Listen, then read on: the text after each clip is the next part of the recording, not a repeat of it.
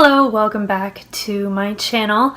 This is the last post that I'm going to make on creating a really awesome essay. Now, as I've been saying in my previous videos, this essay series really isn't for people who are writing research papers primarily. This one is maybe the exception to that rule. We're going to be talking today about making conclusions. Mind-blowing conclusions. One of the issues that I had when I was in high school was that I didn't know how to write a conclusion that was any good at all.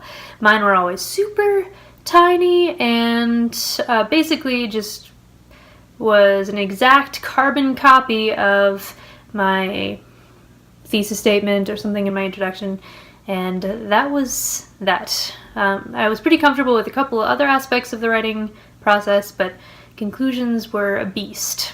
So what do you do about a conclusion? There are only a couple things that you have to do to make a conclusion really successful. I'm going to give you 2 things not to do and 2 things to do. I'm going to start with the not to do's because I see these all the time.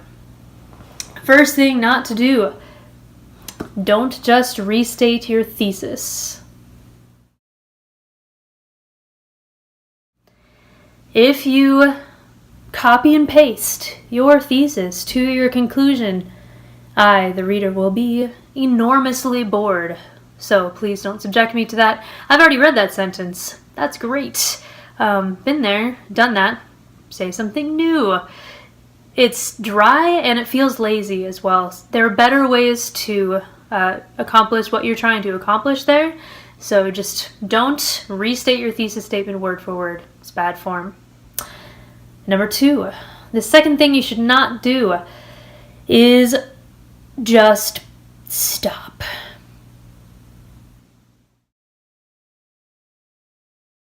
See what I did there? You shouldn't just stop. You should conclude. Instead, don't act like you just reached the end of what you wanted to say, got up, got a snack, and never came back to your essay. If you just stop on a really dry note, that's what it's going to feel like. What you want is to conclude, to end in some sort of meaningful way that people will remember, rather than just saying, oh, well, I came to the end of my essay and that is all she wrote. Literally. So those are 2 things not to do. Don't just restate the thesis. Don't just stop and end on a really dry note. If you're using the same exact vocabulary that you used over and over and over in your paper, chances are you have a really dry, boring conclusion. So how do you make this better? There are 2 ways that you can do it. There are more than that, but 2 ways that I found that are particularly effective. 1, you do want to remind the reader what you've just proven. And by that, again, I don't mean just restating the thesis, but make sure that your reader is taken step by step through your essay as you hold them by the hand, leading them, showing them what you intend to prove.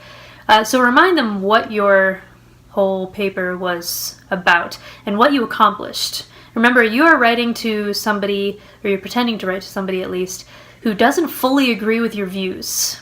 So essentially say, look, don't you agree with me now because of those reasons that I laid out? And you can feel free to paraphrase a couple of your strongest reasons for why you took the position that you did in your paper.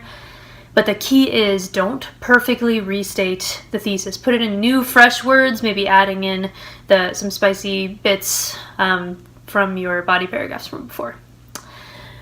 And then number 2, and this is the biggest thing that I've learned about conclusions since being in high school, the thing that really makes the biggest difference, and that is drop the mic.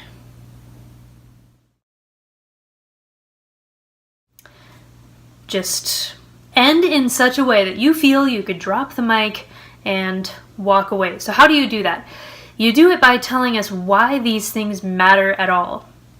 Okay, so you've just done a really great job proving that Hamlet is crazy. He's completely insane.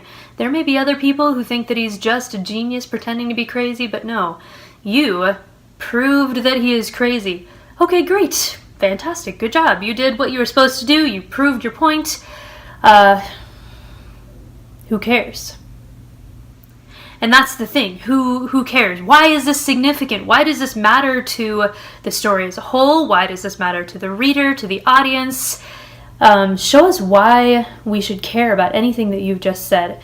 Chances are those sentences, or that sentence that you include about why all of this is significant, will be your drop the mic moment, and then you can conclude and step away, having done exactly what you were supposed to do. Not only proving your point in a really effective way, but also showing why any of this matters to the book and to the audience. So that's what I have for you with conclusions. It does take some practice to get these things down effectively, and I know there are a lot of other tips out there for writing good conclusions, but these are some of the things that I've seen that are issues that come up a lot, and things that I've seen that have been really effective as well, from writers who are, even better than I was, that's for sure. So if you like this video, make sure that you subscribe and comment below, and I hope to see you next week.